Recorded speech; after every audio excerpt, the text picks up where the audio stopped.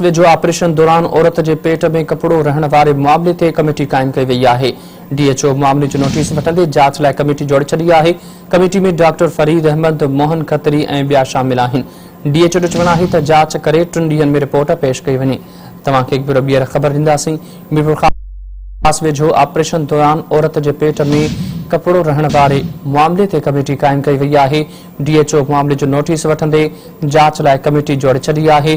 Committee में doctor Farid Ahmad, Mohan Khatri ऐं ॿिया शामिल आहिनि।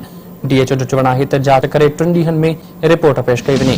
तव्हांखे हिकु भेरो ॿीहर ख़बर ॾींदासीं। मीरपुर ख़ास वेझो ऑपरेशन दौरान औरत के पेट में कपड़ो रहण वारे मामले ते कमेटी कायम कई वई है। डीएचओ मामले जो नोटिस वठंदे जांच लाइ कमेटी जोड़े छड़ी है। तफसील मालूम कंदासीं। ब्यूरो चीफ नज़ीर पंवर लाइन ते मौजूद है। नज़ीर, ऑपरेशन दौरान औरत के पेट में कपड़ो रहण वारे मामले लाइ कमेटी कायम कई वई है, छा तफसील आहिनि?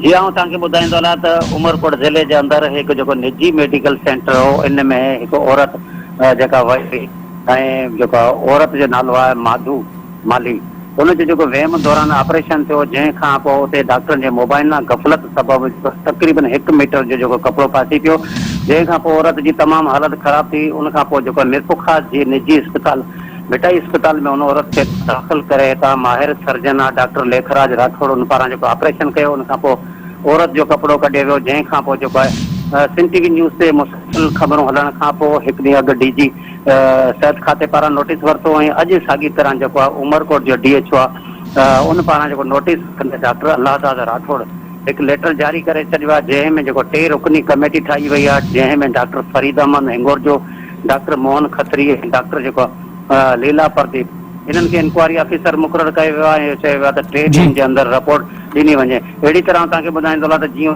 मीरपुर ख़ास में दाख़िल थी, उनखां पोइ उहे जेके सेंटर जा जेके मालिक हुआ उहो बाअसर हुअण जे करे हितां औरत खे डिस्चार्ज कराइण लाइ करे डॉक्टरनि खे मिनतूं करे रहिया आहिनि। जॾहिं त असांजो अस्पताल अमले सां राब्तो थियो, हुनजो चवणो हिन औरत जो तमामु वॾो हिकिड़ो ऑपरेशन थियो आहे। घटि में घटि हिनखे हफ़्तो हिते इलाज हेठि रहंदी। जॾहिं तव्हांखे ॿुधाईंदो त हुतां जेके सेंटर वारा आया आहिनि, जिन जी गफ़लत हुई, उहो ईअं चाहिनि था त मीडिया ते ख़बरूं न अचनि, जंहिंजे करे हिनखे हितां खां जेको वापसि करे उमरकोट में उते दाख़िल कयो वञे।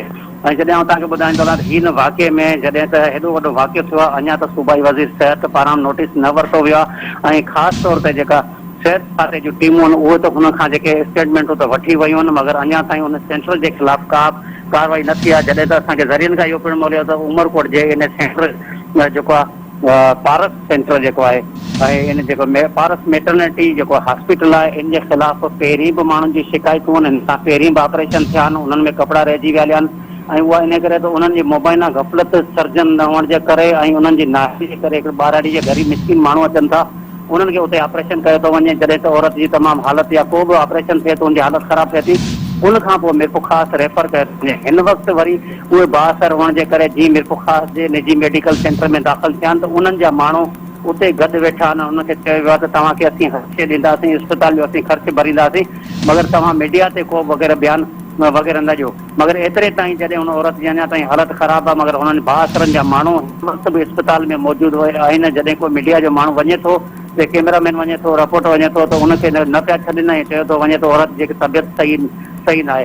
ऐं जॾहिं तव्हांखे ॿुधाईंदो आहे सिहत खाते जो अञा ताईं जेको आहे को बि अहिड़ो एक्शन वग़ैरह न थियो आहे। ऐं जॾहिं त सोशल मीडिया ते मुख़्तलिफ़ अख़बारनि चैनल में हिनजी रिपोर्टूं हलियूं आहिनि, उन बावजूदि अञा सेंटर जे ख़िलाफ़ का कार्रवाई न थी आहे, न ई वरी उन डॉक्टरनि जे ख़िलाफ़ कार्रवाई थी आहे। मगर हिन वक़्तु तव्हांखे ॿुधाईंदो आहे मीरपुर ख़ास ज़िले में, थरपारका ज़िले में, उमरकोट ज़िले में असाइन जा जेके राज ऐं खोड़ सारा असाई डॉक्टर पंहिंजा मेडिकल सेंटर ठाहे वेठा आहिनि। हेल्थ केयर कमीशन सिंध हुकूमत पारां जोड़ी आहे, मगर उहे बि रुश्वत एवज़ ख़ामोशनि सिर्फ़ु अचनि था, उन्हनि जी टीमूं चंद दुकान बंदि जेके आहिनि असाई डॉक्टरनि जी अस्पतालूं जेके नंढियूं नंढियूं उहे बंदि करे था वञनि। वरी उन्हनि खे कुझु ॾींहंनि जे अंदरि सर्टिफिकेट वठियो या कोई एफिडेविट वठियो ॿीहर खोले था ॾियनि। अहिड़ी तरह हिते जेका बि मेडिकल स्टोर आहिनि उहे गैर क़ानूनी हलनि था, अहिड़ा सेंटर गैर क़ानूनी हलनि था जंहिंजे करे इंसानी जानियुनि खां खेॾनि था। हिन वक़्तु हिन औरत जी अञा ताईं तबियत नासाज़ आहे, उन बावजूदि जेकॾहिं हुतां जा जेके बाअसर औरत खे कढण लाइ करे हितां खां वापसि वञण लाइ करे हुनखे मिनतूं करे रहिया आहिनि। जॾहिं त डॉक्टरनि जो इहो चवणु हो त औरत अञा घटि में घटि हिनखे हफ़्तो लॻंदो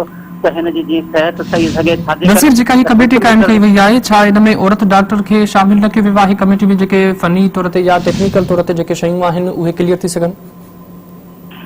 जी सिहत खातो हुजे या ॿियो को खातो हुजे, जॾहिं बि मीडिया ते अचनि था उन खां पोइ 3 खां 4 ॾींहं खां पोइ वरी इहे नोटिस वठनि था, पोइ इहे चयो त 3 ॾींहंनि जे अंदरि इंक्वायरी थींदी। अहिड़ियूं खोड़ सारी इंक्वायरियूं थियूं आहिनि। उहो वरी हिकिड़ो जी थी पंहिंजे पटे भाइनि खे बचाइण लाइ करे या सेंटरनि खे बचाइण लाइ करे, छाजे करे जेके सरकारी अस्पतालनि में डॉक्टर ऑपरेशन कनि था त उहे वरी शाम जे टाइम ते प्राइवेट अस्पताल में वञनि था।